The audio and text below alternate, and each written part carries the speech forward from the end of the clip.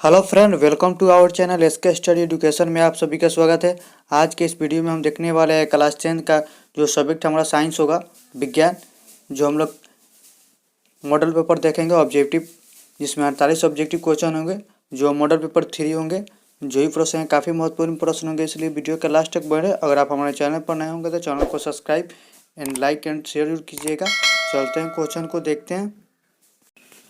Question first देखेंगे, जो question पहला होगा, इनमें कौन सा पादप हार्मोन है? तो निम्नलिखित में कौन सा है जो पादप हार्मोन है? Option A insulin, option B thyroxine, option B estrogen, option B cytokinin. जो तो निम्न में कौन सा पादप हार्मोन है? तो जो साइटोकाइनिन है एक पादप हार्मोन है, तो इसका राइट आंसर क्या जाएगा? तो इसका राइट आंसर ऑप्शन डी हो जाएगा। वही अगला क्वेश्चन देखें, क्वेश्चन नंबर 2। क्वेश्चन नंबर 2 होगा, सुरगम किस राज्य की जल संग्रहण व्यवस्था है? जो सुरगम है किस राज्य की जल संग्रहण व्यवस्था है? तो तमिलनाडु राज्य की जल संग्रहण व्यवस्था है। तो इसका राइट आंसर क्या आ जाएगा? तो इसका राइट आंसर ऑप्शन डी हो जाएगा। कर्नाटक राज्य है जो उस राज्य का जो है जल संग्रहण व्यवस्था है, जो सुरगम है, जो एक कर्नाटक राज्य का है जल संग्रहण व्यवस्था है। तो इसका राइट आंसर ऑप्शन डी हो जाएगा। वही अगला क्वेश्चन देखें, क्वेश्चन नंबर 3। क्वेश्चन नंबर 3 देखेंगे, दांतों को साफ करने के लिए दंत मंजन का प्रयोग होता है। जो दांतों को साफ करने के लिए दंत का मंजन का प्रयोग किए जाते हैं वो क्या होता है? ऑप्शन ए क्षारीय, ऑप्शन बी अम्लीय, ऑप्शन सी लवणयुक्त, ऑप्शन डी इनमें से कोई नहीं। तो जो हम लोग दांतों का दंत मंजन का योग करते हैं प्राय क्या होता है? तो वो क्षारीय होता है एक प्रकार का। तो इसका राइट आंसर क्या हो जाएगा? तो इसका राइट आंसर ऑप्शन ए हो जाएगा। इसी प्रकार से अगला क्वेश्चन देखें, क्वेश्चन नंबर 4। क्वेश्चन 4 होगा, किसी लेंस के द्वारा उत्पन्न आवर्धन का ऐसा ही मात्रक क्या है? किसी लेंस के द्वारा उत्पन्न आवर्धन का ऐसा ही मात्रक क्या होता है? तो मीटर मात्रक सेंटीमीटर जो होता है, जो लेंस के द्वारा उत्पन्न आवर्धन कैसे मात्रक होता है। तो इसका राइट आंसर क्या हो जाएगा? इसका राइट आंसर ऑप्शन डी हो जाएगा। इसी प्रकार से अगला हम लोग क्वेश्चन देखेंगे। अगला क्वेश्चन होगा क्वेश्चन नंबर 5। क्वेश्चन 5 देखेंगे, क्लोरीन के परमाणु की 72 कक्षा में इलेक्ट्रॉनों की संख्या कितनी होती है? तो क्लोरीन के परमाणु के 72 कक्षा में इलेक्ट्रॉनों की संख्या कितनी होती है? तो 7 होती है। जो इलेक्ट्रॉन के 72 कक्षा में क्लोरीन के परमाणु से कितनी होती है? तो 7 होती है। तो इसका राइट आंसर क्या हो जाएगा? इसका राइट आंसर ऑप्शन सी हो जाएगा। इसी प्रकार से अगला क्वेश्चन होगा क्वेश्चन नंबर 6। क्वेश्चन नंबर 6 होगा, कौन सा हाइड्रोकार्बन सबसे सरल यौगिक है? तो जो कौन सा कार्बन होता है जो सबसे सरल यौगिक, हाइड्रोकार्बन यौगिक कौन सा है जो सरल यौगिक है? जो सॉरी क्वेश्चन में फिर से देखेंगे, क्वेश्चन में 6 होगा, कौन सा हाइड्रोकार्बन सबसे सरल यौगिक है? जो मीथेन होता है CH4, जो इसका रासायनिक सूत्र होता है। और जो सबसे हाइड्रोकार्बन सबसे सरल यौगिक कौन सा है? तो CH4 मीथेन गैस। तो इसका राइट आंसर ऑप्शन ये हो जाएगा। इसी प्रकार से अगला क्वेश्चन देखें, क्वेश्चन नंबर 7 होगा, निम्न में से कौन सा संबंध सत्य है? निम्नलिखित में कौन सा जो संबंध है सत्य है? V इक्वल क्या होता है? I/R। ऑप्शन बी हो जाएगा V equal R/I। Option C होगा V equal I/R। Option D हो जाएगा V इक्वल I/R²। तो हम लोग निम्न से कौन सा संबंध सत्य है? तो V इक्वल I/R होता है, एक पर का फॉर्मूला होता है, विभवांतर इक्वल होता है। तो इसका राइट आंसर ऑप्शन तो इसका राइट आंसर ऑप्शन डी हो जाएगा। सो इसका राइट आंसर ऑप्शन सी हो जाएगा। V इक्वल I/R है, जो एक प्रकार का संबंध है जो सत्य बताता है। तो इसका राइट आंसर ऑप्शन सी हो जाएगा। इसी प्रकार से अगला क्वेश्चन देखें, क्वेश्चन नंबर 8। क्वेश्चन नंबर 8 होगा, किसी कोष में इलेक्ट्रॉनों की अधिकतम संख्या कितनी होती है? जब भी किसी कोष में इलेक्ट्रॉनों की संख्या होती है तो कितनी होती है? तो n² के रूप में होती है। जब 72 कक्षा में जो इलेक्ट्रॉनों की संख्या होती है, जो कोष में इलेक्ट्रॉनों की अधिकतम संख्या कितनी होती है? तो n² होती है। तो इसका राइट आंसर ऑप्शन ये हो जाएगा। इसी प्रकार से अगला क्वेश्चन देखें, क्वेश्चन नंबर 9। क्वेश्चन नंबर 9 देखेंगे, निम्न में से कौन सा बौना पौधे को दर्शाता है? जो निम्न में से कौन सा पौधा होता है जो बौना पौधा दर्शाता है? यहाँ पे कैपिटल टी और स्मॉल टी है, और यहाँ पे टी स्मॉल टी और फिर उसके बाद कैपिटल टी, और यहाँ पे एन और यहाँ पे कैपिटल टी। लेकिन जो हम लोग निम्न में से कौन सा पौधे बौना पौधे दर्शाता है? तो स्मॉल टी होता है जो बौने पौधे को दर्शाता है, लेकिन इसमें ऑप्शन में नहीं दिया है, तो इसका क्वेश्चन ही रहूँगा। लेकिन जो बौने पौधों को दर्शाता है वो उसमें का हम लोग स्मॉल टी होता है, दोनों ही स्मॉल टी होता है। तो इसका राइट आंसर इसमें नहीं दिया है, तो इसका मान लीजिए क्वेश्चन ही गलत दिया हुआ है। वही क्वेश्चन होगा अगला क्वेश्चन नंबर 10 देखेंगे, मेरुरज्जु निकलता है। जो मेरुरज्जु निकलता है किससे निकलता है? तो प्रमस्तिष्क से निकलता है। तो इसका राइट आंसर क्या हो जाएगा? इसका राइट आंसर ऑप्शन ये हो जाएगा, प्रमस्तिष्क से जो मेरुरज्जु निकलता है। वही अगला क्वेश्चन होगा क्वेश्चन नंबर 11 देखेंगे, किसी अंतरिक्ष यात्री को आकाश कैसा प्रतीत होता है? जब किसी अंतरिक्ष यात्री जब आकाश पर चढ़ता है तो उसका आकाश जो है कैसा प्रतीत होता है? तो नीला दिखाई प्रतीत होता है। तो इसका राइट आंसर क्या हो जाएगा? इसका राइट आंसर ऑप्शन बी हो जाएगा। वही अगला क्वेश्चन देखें, क्वेश्चन नंबर 12। क्वेश्चन 12 होगा, क्वेश्चन 12 देखेंगे, रुधिर का कौन सा अवयव रक्त स्राव को रोकने में मदद करता है। जो रुधिर का कौन सा जो अवयव है जो रक्त स्राव को रोकने में मदद करता है, तो प्लेटलेटस होता है। तो इसका राइट आंसर ऑप्शन सी हो जाएगा। प्लेटलेटस होता है जो रुधिर जो खून होता है उसके अवयव को रक्त स्राव को रोकने में मदद करता है। तो इसका राइट आंसर ऑप्शन सी हो जाएगा। और अगला क्वेश्चन देखें, क्वेश्चन नंबर 13। क्वेश्चन नंबर 13 होगा, एल्केन का सामान्य सूत्र क्या होता है? तो एल्केन का सामान्य सूत्र क्या होता है? तो CnH2n+2 होता है जो एल्केन का सामान्य सूत्र होता है। तो इसका राइट आंसर क्या हो जाएगा? इसका राइट आंसर हम लोग का राइट आंसर ऑप्शन ए हो जाएगा। CnH2n+2 होता है जो एल्केन का सामान्य सूत्र होता है। इसका राइट आंसर ऑप्शन ए हो जाएगा, जो काफ़ी महत्वपूर्ण प्रश्न है। एग्जाम में कई बार ऐसा क्वेश्चन पूछा ही जाता है। और अगला क्वेश्चन में 14 देखेंगे, निम्न में से कौन सा पर्यावरण अनुकूल नहीं है? जो कौन सा है जो पर्यावरण अनुकूल नहीं है? ऑप्शन ए पैदल चलना, ऑप्शन बी साइकिल से चलना, ऑप्शन सी मोटरसाइकिल से चलना, ऑप्शन डी इनमें से कोई नहीं। तो निम्न में से कौन सा जो पर्यावरण अनुकूलन नहीं है? जो मोटरसाइकिल से चलना है जो एक पर्यावरण अनुकूलन नहीं है। तो इसका राइट आंसर क्या हो जाएगा? तो इसका राइट आंसर ऑप्शन सी हो जाएगा। मोटरसाइकिल से चलना है जो एक पर्यावरण अनुकूलन नहीं है। इसी प्रकार से अगला क्वेश्चन देखें, क्वेश्चन नंबर 15। क्वेश्चन 15 होगा, ऑक्सीजन के दो परमाणु के बीच कितने अबंध बनते हैं? जो ऑक्सीजन के दो परमाणु के बीच कितने बंध बनते हैं? ऑप्शन ए एक बंध, ऑप्शन बी द्वि बंध, ऑप्शन सी तृतीय बंध, ऑप्शन डी इनमें से कोई नहीं। जो ऑक्सीजन के दो परमाणु के बीच कितने बंध बनते हैं? तो एक बंध भी नहीं बनते और दो बंध भी नहीं बनते और तृतीय बंध भी नहीं बनते हैं। तो इसका राइट आंसर क्या हो जाएगा? तो इसका राइट आंसर ऑप्शन डी हो जाएगा। इसी प्रकार से अगला क्वेश्चन देखें, क्वेश्चन नंबर 16। क्वेश्चन नंबर 16 का स्वपोषी पोषण के लिए आवश्यक है। जो स्वपोषी पोषण होते हैं उसके लिए कौन कौन से जो कारक है वो आवश्यक होते हैं? ऑप्शन ए पूर्ण हरित, ऑप्शन बी सूर्य के प्रकाश, option C carbon dioxide, option D इनमें से सभी। जो स्वपोषी पोषण के लिए कौन से पदार्थ जो आवश्यक है? तो पूर्ण हरित भी आवश्यक है, सूर्य के प्रकाश भी आवश्यक है, कार्बन डाइऑक्साइड भी आवश्यक है। तो इसलिए इसका राइट आंसर क्या हो जाएगा? तो इसका राइट आंसर ऑप्शन डी हो जाएगा। इनमें से सभी इसका राइट आंसर हो जाएगा। इसी प्रकार से अगला क्वेश्चन देखें, क्वेश्चन नंबर 17। क्वेश्चन नंबर 17 होगा, क्वेश्चन नंबर 17 देखेंगे, नेत्र में प्रवेश करने वाली प्रकाश किरण का अधिकांश अपवर्तन कहाँ होता है? जब नेत्र में प्रकाश जो है किरण का अधिकांश अपवर्तन होता है नेत्र में कहाँ पर होता है? ऑप्शन ए कार्निया के बाहरी पृष्ठ पर, ऑप्शन बी अभिनीत लेंस पर, ऑप्शन सी नेत्रोद पे, ऑप्शन डी डिस्ट्रीपटल पर। जो नेत्र में प्रवेश करने वाली प्रकाश किरण का अधिकांश अपवर्तन कहाँ होता है? तो डिस्ट्रीपटल पर होता है अपवर्तन। तो इसका राइट आंसर क्या हो जाएगा? इसका राइट आंसर ऑप्शन डी हो जाएगा। इसी प्रकार से अगला क्वेश्चन देखें, क्वेश्चन नंबर 18। क्वेश्चन नंबर 18 होगा, ओजोन परत किस हानिकारक विकिरण से पृथ्वी को सुरक्षा प्रदान करती है? जो ओजोन परत है किसी हानिकारक विकिरण से पृथ्वी को सुरक्षा प्रदान कैसे करती है? तो पराबैंगनी किरणें प्रदान करती है। सुरक्षा जो कौन सी किरणें प्रदान करती है? तो पराबैंगनी किरण है जो ओजोन परत के हानिकारक विकिरण से पृथ्वी को सुरक्षा प्रदान करती है। कौन से विकिरण है? तो पराबैंगनी विकिरण है। तो इसका राइट आंसर क्या हो जाएगा? तो इसका राइट आंसर हम लोगों का सी हो जाएगा, इसका राइट आंसर। इसी प्रकार से अगला क्वेश्चन देखें, क्वेश्चन नंबर 19। क्वेश्चन 19 होगा, निम्न में से कौन सा एक स्वच्छ ऊर्जा स्रोत है? केंचुआ, ऑप्शन बी लकड़ी, ऑप्शन सी प्राकृतिक गैस, ऑप्शन डी इनमें से नहीं, इनमें से सभी। तो जो निम्न में से कौन सा है जो एक स्वच्छ जो ऊर्जा स्रोत है? तो प्राकृतिक गैस जो एक स्वच्छ ऊर्जा स्रोत है। तो इसका राइट आंसर क्या हो जाएगा? इसका राइट आंसर ऑप्शन सी हो जाएगा, प्राकृतिक गैस। इसी प्रकार से अगला क्वेश्चन देखें, क्वेश्चन में 20 होगा, निम्न में से कौन एक उभयलिंग जंतु है? तो निम्न में से कौन सा है जो एक उभयलिंग जंतु है? ऑप्शन ए केंचुआ, ऑप्शन बी कुत्ता, ऑप्शन सी बिल्ली, ऑप्शन डी बकरी। तो निम्न में से कौन सा एक उभयलिंग जंतु है? जो केंचुआ होता है एक उभयलिंग जंतु होता है। इसका राइट आंसर क्या हो जाएगा? तो इसका राइट आंसर ऑप्शन ये हो जाएगा, केंचुआ जो एक होता है उभयलिंग जंतु है। इसी प्रकार से अगला क्वेश्चन देखें, क्वेश्चन नंबर 21। क्वेश्चन में 21 होगा, निम्न में से कौन सा एक लिंगी पुष्पी है? तो पपीता जो होता है एक लिंगी पुष्पी होता है। तो इसका राइट आंसर ऑप्शन सी हो जाएगा, पपीता पुष्प जो एक होता है एक लिंगी पुष्प होता है।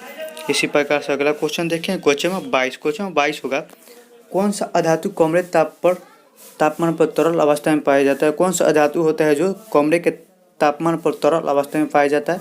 तो बोरोमीन होता है। इसका राइट आंसर ऑप्शन ये बी हो जाएगा। बोरोमीन जो होता है जो एक अधातु है जो कमरे के तापमान पर द्रव अवस्था में पाया जाता है, वो कौन सा धातु है? तो बोरोमीन। वहीं पर अगर धातु होता है तो पारा हो जाता है मरकरी। और बोरोमीन जो अधातु होता है और कमरे के तापमान पर तरल अवस्था में पाया जाता है। अधातु अगर होता है तो मरकरी होता है, अगर अधातु होता है तो बोरोमीन, और धातु होता है तो मरकरी। वही अगला क्वेश्चन देखें, क्वेश्चन नंबर 23। क्वेश्चन नंबर 23 होगा, धोबिया सोडा का रासायनिक सूत्र क्या होता है? तो धोबिया सोडा का रासायनिक सूत्र क्या होता है? NaCO2 10H2O होता है जो एक ध्रुवीय सोडा का रासायनिक सूत्र होता है, तो इसका राइट आंसर ऑप्शन बी हो जाएगा NaCO3 10H2O जो होता है जो ध्रुवीय सोडा का रासायनिक सूत्र होता है। इसी प्रकार से अगला क्वेश्चन देखें, क्वेश्चन नंबर 24। क्वेश्चन नंबर 24 होगा, निम्न में से कौन एक सा जीवाणु जनित रोग नहीं है। निम्न में से कौन सा जो एक है जो जीवाणु जनित रोग नहीं है। जो मस्सा होता है जो एक जीवाणु जनित रोग नहीं होता है, गोनोरिया जीवाणु जनित रोग होता है, और सिफिलिस भी जीवाणु जनित होता है। ऑप्शन डी इनमें से सभी, लेकिन जो मस्सा होता है जो एक जीवाणु जनित रोग नहीं होता है, तो इसका राइट आंसर ऑप्शन सी हो जाएगा। और ये अगला क्वेश्चन होगा, क्वेश्चन नंबर 25 देखेंगे, निम्न में से कौन से किस धातु का गलनांक सबसे कम होता है। जो तो एल्युमिनियम, सोडियम, कॉपर, लोहा। तो निम्न में से जो किस धातु का गलनांक सबसे कम होता है, जो सोडियम का गलनांक सबसे अधिक कम होता है, तो इसका राइट आंसर ऑप्शन बी हो जाएगा Na। इसी प्रकार से अगला क्वेश्चन देखें, क्वेश्चन नंबर 26। क्वेश्चन नंबर 26 होगा, रासायनिक अभिक्रिया के दौरान किसी पदार्थ में ऑक्सीजन का योग कहलाता है। जब किसी रासायनिक अभिक्रिया के दौरान किसी पदार्थ में ऑक्सीजन का योग क्या कहलाता है, तो उपचयन कहलाता है, तो इसका राइट आंसर ऑप्शन बी हो जाएगा। इसी प्रकार से अगला क्वेश्चन देखें, क्वेश्चन नंबर 27। क्वेश्चन नंबर 27 होगा, कौन सा परंपरागत ऊर्जा स्रोत है। तो निम्नलिखित में कौन सा है जो परंपरागत ऊर्जा स्रोत है। जो मात्रा बायोगैस, ऑप्शन सी भूतिय ऊर्जा, ऑप्शन डी इनमें से कोई नहीं, ऑप्शन डी नाभिकीय ऊर्जा स्रोत। तो कौन सा जो परंपरागत ऊर्जा स्रोत है, तो इसका राइट आंसर ऑप्शन बी हो जाएगा। नाभिकीय ऊर्जा स्रोत है एग्जैक्ट परंपरागत ऊर्जा स्रोत है, तो इसका राइट आंसर ऑप्शन बी हो जाएगा।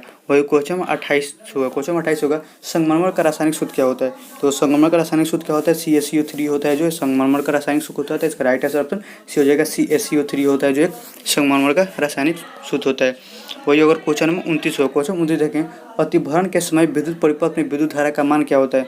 जो अतिभरण के समय विद्युत परिपथ में विद्युत धारा का मान क्या होता है, तो बहुत अधिक बढ़ जाता है, तो इसका राइट आंसर ऑप्शन सी हो जाएगा, बहुत अधिक बढ़ जाता है।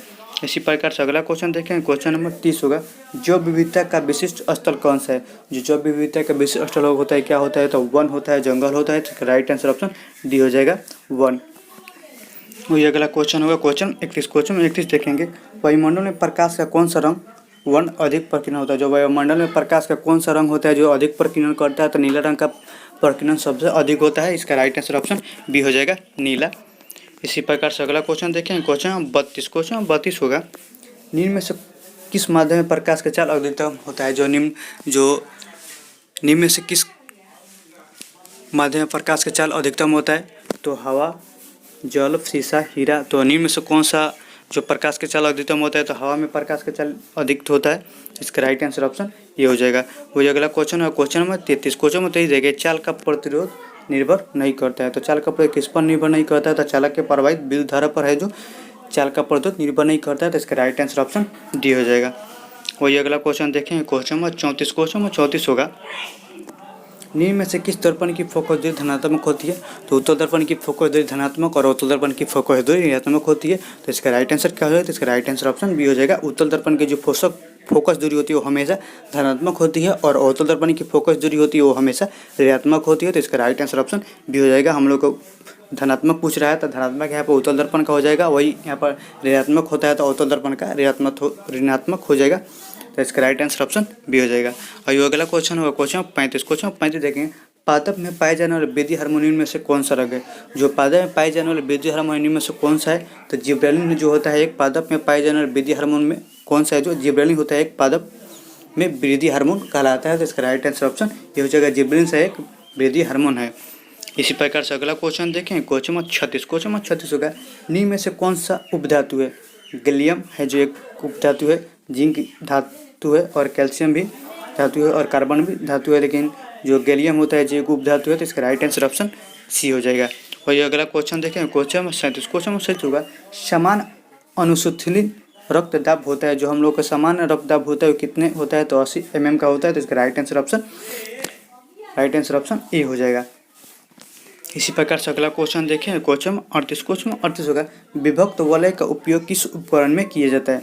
जो विभक्त वलय का उपयोग किया जाता है किस उपकरण में किया जाता है, तो विद्युत मोटर में विभक्त वलय का उपयोग किया जाता है, इसका राइट आंसर ऑप्शन ये हो जाएगा। वही अगला क्वेश्चन देखें, क्वेश्चन 39। क्वेश्चन 39 होगा, विद्युत आवेश का मात्रक क्या होता है। तो विद्युत आवेश का मात्रक होता है वो कूलाम होता है, तो इसका राइट आंसर ऑप्शन डी हो जाएगा। जो काफ़ी महत्वपूर्ण एग्जाम में कई बार क्वेश्चन जो भी प्रश्न कई बार एग्जाम में क्वेश्चन पूछा है, इसलिए वीडियो की इन तक बने रहे।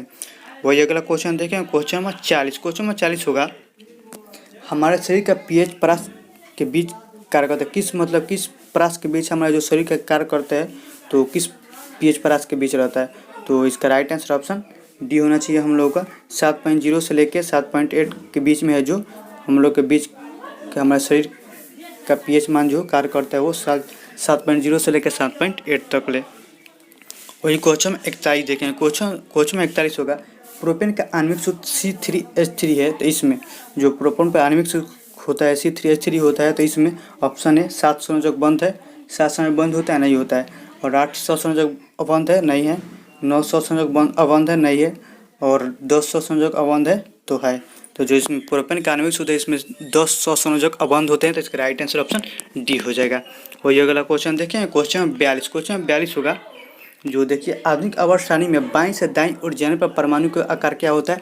तो अब जब आधुनिक सब आवर्त सारणी में बाईं से दाईं की ओर जाते हैं तो हम लोग आवर्त सारणी का मान है तो बढ़ता है, तो इसका राइट आंसर ऑप्शन ई हो जाएगा, बढ़ता है। वही अगला क्वेश्चन देखें, क्वेश्चन में 43 होगा, आधुनिक आवर्त सारणी में कितने उदर्ग स्तंभ है। जो आधुनिक आवर्त सारणी में कितने उदर्ग स्तंभ है, तो 18 उदर्ग स्तंभ है, तो इसका राइट आंसर ऑप्शन डी हो जाएगा, 18 होते हैं। वही आवर्त कितने होते हैं, तो आवर्त 7 होते हैं, और उदर्ग स्तंभ कितने होते हैं, तो उदर्ग स्तंभ 18 होते हैं। वही अगला क्वेश्चन देखें, क्वेश्चन नंबर 44 होगा, एक छात्र जांच प्रणाली में लिए सोडियम बाइकार्बोनेट के तनु विलयन में सार्वभौमिक सूचक के कुछ बूंद मिलाता है, तो निम्नलिखित में कौन सा रंग दिखाई देगा, तो पीला रंग दिखाई देगा, तो इसका राइट आंसर ऑप्शन डी हो जाएगा। वही अगला क्वेश्चन देखें, क्वेश्चन में 45 होगा, जब मैग्नीशियम फीता को जलाया जाता है तो उत्पन्न आग की लौ होती है, वो कैसी होती है, तो चमकीली एवं उजली होती है। जब भी मैग्नीशियम फीता को जलाया जाता है तो उत्पन्न जो उसमें से आग होता है, वो लौ होता है, वो कैसा होता है, तो चमकीला और उजला होता है, तो इसका राइट आंसर ऑप्शन सी हो जाएगा। वही क्वेश्चन होगा 46, क्वेश्चन में 46 देखेंगे, एक कांच प्रणाली में लिए गए विलयन में एक लोहे की कील को डुबाया गया है। आधे घंटे के बाद यह देखा गया कि विलयन का रंग परिवर्तित हो चुका है, तो उस जांच प्रणाली में विलयन होता है वो क्या होता है, कैसा होता है, तो CuSO4 होता है, तो इसका राइट आंसर ऑप्शन बी हो जाएगा। वही क्वेश्चन नंबर 47 है। क्वेश्चन नंबर 47 देखेंगे, निम्नलिखित में से कौन सा यंत्र का उपयोग रक्तदाब मापने के लिए किया जाता है। तो निम्नलिखित में कौन सा जो यंत्र है जो रक्तदाब मापने के लिए किया जाता है, तो स्फिग्मो मैनोमीटर का उपयोग है जो रक्तदाब मापने के लिए किया जाता है, तो इसका राइट आंसर ऑप्शन सी हो जाएगा। वही क्वेश्चन नंबर 48 देखेंगे, जो इस वीडियो का लास्ट क्वेश्चन होगा। क्वेश्चन 48 होगा, रक्त का कौन सा अवयव घायल स्थान से रक्त स्त्राव के मार्ग को रक्त का थक्का बनाने का अवरोध करता है। जो रक्त का कौन सा अवयव है जो घायल स्थान से रक्त स्त्राव के मार्ग को रक्त का थक्का बनाने का अवरोध करता है, दो प्लेटलेट्स हो जाएगा, इसका राइट आंसर ऑप्शन सी हो जाएगा। प्लेटलेट्स नहीं, लसिका होगा, इसका राइट आंसर लसिका, तो इसका राइट आंसर ऑप्शन डी हो जाएगा, हम लोग का राइट आंसर डी हो जाएगा। जो लसिका होता है जो एक अवरोध करता है जो थक्का बनाने में हम लोग का रक्त होता है, तो इसका राइट आंसर ऑप्शन डी हो जाएगा। तो इस वीडियो का लास्ट क्वेश्चन था। आशा करता हूँ वीडियो अच्छी लगी हो, और वीडियो अच्छी लगी हो तो चैनल को सब्सक्राइब, लाइक एंड शेयर कीजिएगा। चलते हैं, मिलते हैं अगले वीडियो में।